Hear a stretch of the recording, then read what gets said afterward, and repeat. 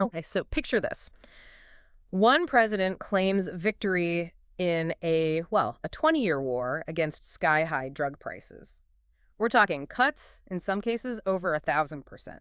Pretty incredible, where others, frankly, didn't even make a dent. Welcome to the deep dive.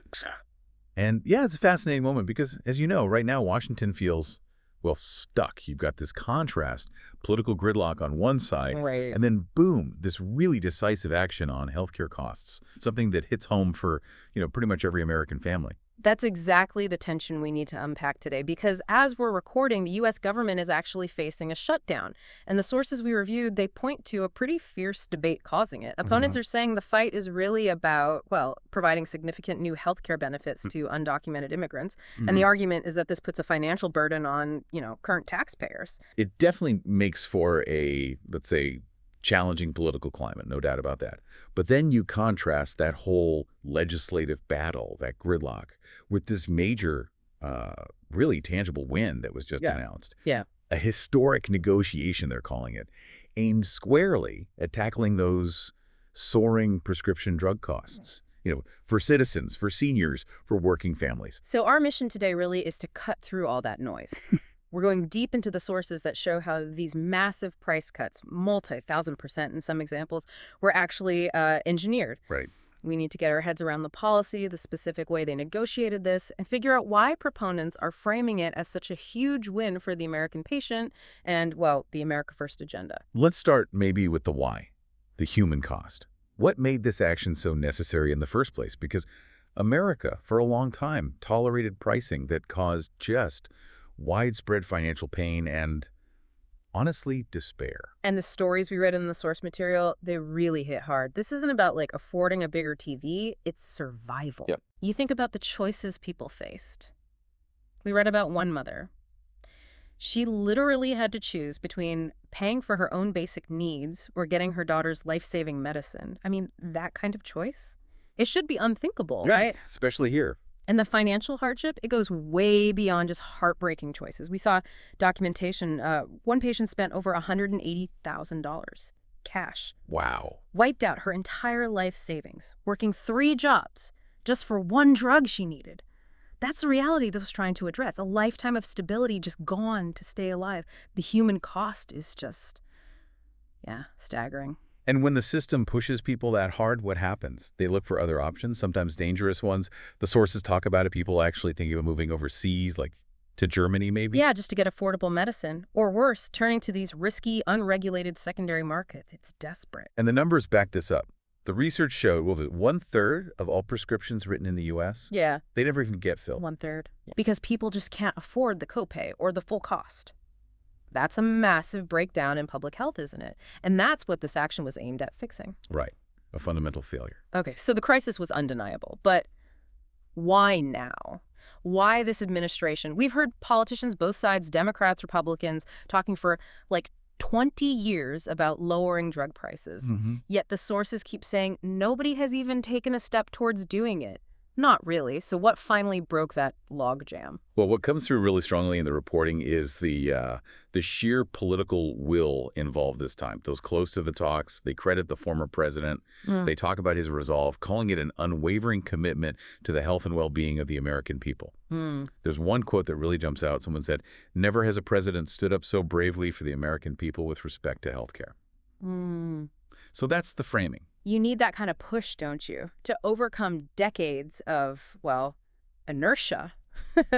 And the sources, they paint this picture of just relentless negotiation.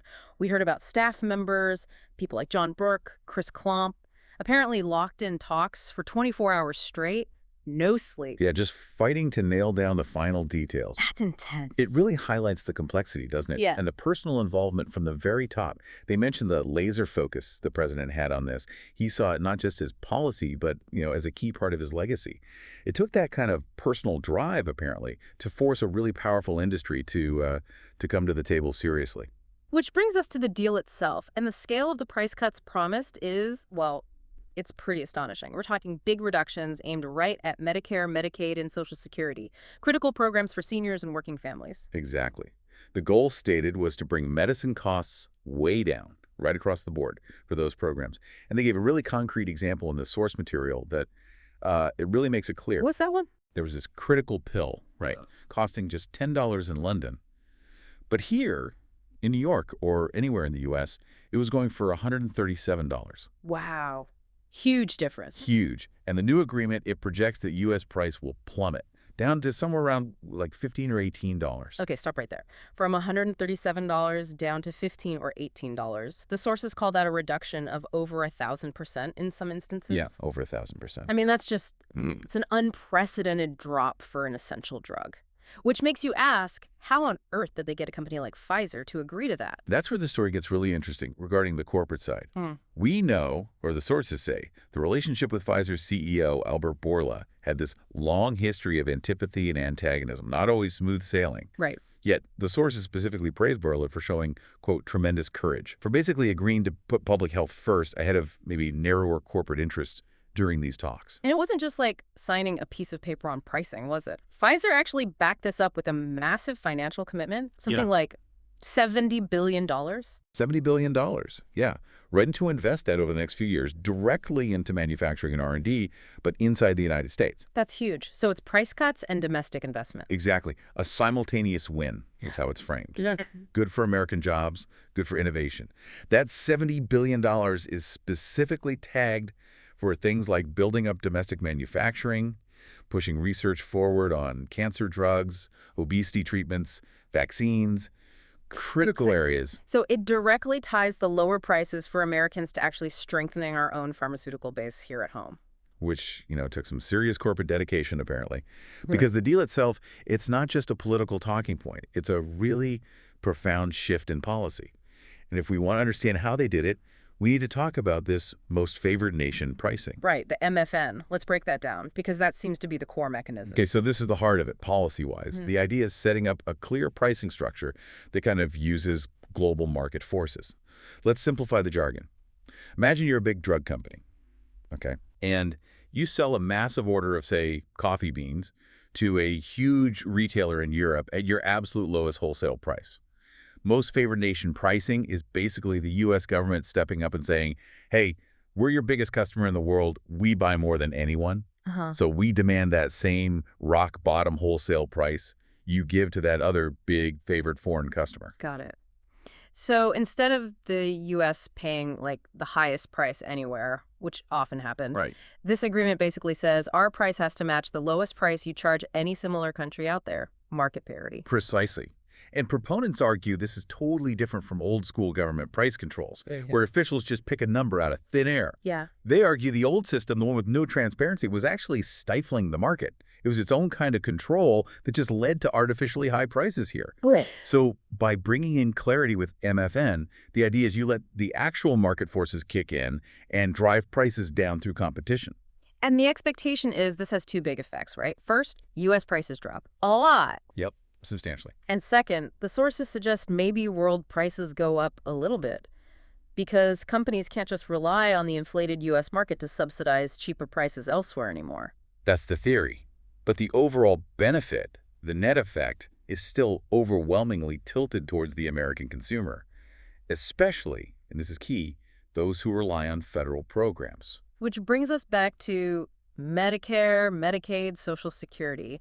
How does this MFN structure specifically help seniors and families on those programs? Well, it's pretty direct. When the cost of essential drugs, especially the ones covered under, say, Medicare Part D, comes down drastically, that directly impacts the budget for those programs. Right. Less spending overall. Potentially leading to lower costs for the government, maybe lower premiums for beneficiaries, and definitely better access because more people can actually afford the medicine they're prescribed. Okay, so that's some pretty robust regulatory change. But, politics being what it is, we have to talk about the credit battle. Because when something this big happens, the fight over who gets the credit starts almost immediately. Yeah, that's a really important part of the story, the political timing and who gets to claim the win. The former president, according to the sources, was clearly worried that opponents would try to, quote, steal credit for these historic cuts. And they point to the insulin price cut as an example of this already happening, right? Exactly. That's the precedent they cite. Remember, insulin prices had just gone through the roof. $200, $300. Some sources even said $500 a pop. Insane. And then under the previous administration's efforts, it was brought down to $35. A huge drop. Right, a cap was put in place. And the frustration you hear in the source material is seeing the next administration, who the sources claim had nothing to do with making that happen, turn around and basically announce the $35 price like it was their big achievement. Yeah, you can see how that would be frustrating. It shows how hard it is to get credit sometimes when the policy work happens earlier, but the positive results really show up later. Exactly. Timing is everything in politics. And we have to connect this back to what's happening right now. While this major price relief was focused on American seniors, American families, on Medicare, Medicaid, Social Security, the current political fight, the shutdown standoff, is being framed by opponents as being about prioritizing substantial healthcare benefits for non-citizens. So the contrast in focus, who benefits from government policy, is drawn really starkly. So wrapping this up, what does it all mean for you listening right now?